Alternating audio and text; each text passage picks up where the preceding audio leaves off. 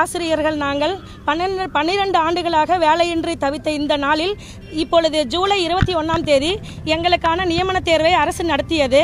ஆனால் 4 மாத காலங்கள் நிறைவடைந்த நிலையில் 115 நாட்களை கடந்தும் எங்களுக்கு தற்காலிக விடைக்குறிப்பு கூட இன்னும் வழங்கவில்லை. அதனால் எங்களை போன்ற 25,000 ஆசிரியர்கள் குடும்பங்கள் பாதிக்கப்பட்டுள்ளது. தேர்விற்காக நாங்கள் கடந்த 6 மாத காலமாகவும் அதற்கு முன்னால் 1 வருடம் உழைத்தும் எங்கள் உழைப்பு வீணாகிவிடுமோ என்ற பயத்தில் நாங்கள் தவித்துக் கொண்டிருக்கிறோம். மன ரீதியாகவும் உடல் ரீதியாகவும் எங்கள் ஆசிரியர் குடும்பங்கள் தவித்துக் கொண்டு வருகிறது. பரீட்சைக்காக படிப்பதற்காக 1 வருடமாக வேலையை துறந்தோம். தற்பொழுது வேலை முடிந்து விடைக்குறிப்பு வந்து பணி ஆணை வரும் என்று எதிர்பார்த்த நிலையில் வராத போனதால் எங்களுடைய வாழ்வாதாரம் பாதிக்கப்பட்டு இப்பொழுது எந்த பள்ளியிலும் நாங்கள் வேலைக்கு சேர இயலவில்லை. எந்த பள்ளியும் எங்களை எடுத்துக்கொள்ள மாட்டேங்கிறார்கள். தற்காலிக ஆசிரியராக ஜாயின் பண்ண கூட எங்களுக்கு வாய்ப்பு தர மாட்டேங்கிறார்கள். எந்த ஸ்கூலில் நாங்கள் போய் கேட்டாலும் ஆல்ரெடி அப்பாயிண்டட் சொல்கிறாங்க. எங்களோட வாழ்க்கை நிலை ரொம்ப மோசமாக பாதிக்கப்பட்டிருக்குது. நாங்கள் எங்கள் வீட்டில் எங்கள் பசங்களை நாங்கள் கவனிக்கவே இல்லை. நாங்கள் மற்ற பிள்ளைங்களை கவனிக்கிறதுக்காக ரொம்ப கஷ்டப்பட்டு படித்து அவங்க சொன்ன எல்லா டாஸ்க்குமே நாங்கள் அட்டென்ட் பண்ணியிருக்கோம்.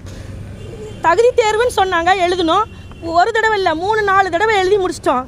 அப்பாயின்மெண்ட் கிடையாது. நியமன தேர்வுன்னு சொன்னாங்க, அதையும் எழுதிட்டோம். ஏன் தற்காலிக விடைக்குறிப்பு கூட இன்னும் வழங்கலை? ஒரு ப்ரெஸ் மீட் கொடுத்துருக்கலாம் இல்லையா கவர்மெண்ட்டில்? இந்த காரணங்களுக்காக உங்களுக்கு உத்தேச விடைக்குறிப்பு வழங்க முடியல, காலம் தாழ்த்துறோம், விரைவில் அறிவிப்போம் சொல்லலாம் இல்லையா? எதுவுமே சொல்லலை. நாங்கள் கிணத்துல போட்ட கல் மாதிரி கிடக்கிறோம் சார்.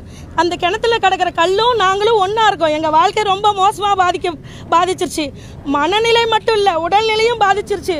ஒவ்வொருத்தரும் பைத்தியக்கார நிலைமைக்கு நாங்கள் ஆளாகிட்டு வரோம் சார். எங்களோட வேதனை யார் தீர்ப்பா? நாங்கள் முதல்வர் ஐயாவுக்கு நிறைய மெயில் அனுப்பியிருக்கோம், பெட்டிஷன் கொடுத்துருக்கோம். ஆனால் பதில் இல்லை. ஆனால் உங்களோட கோரிக்கை விரைவில் ஏற்கப்படும். சம்பந்தப்பட்ட துறை அதிகாரிகளுடன் கலந்தாலோசிக்கப்படுகிறது. எத்தனை நாளில் சார் கலந்தாலோசிப்பீங்க? எங்களுக்கு சீக்கிரம் ஒரு நல்ல முடிவை தாங்க.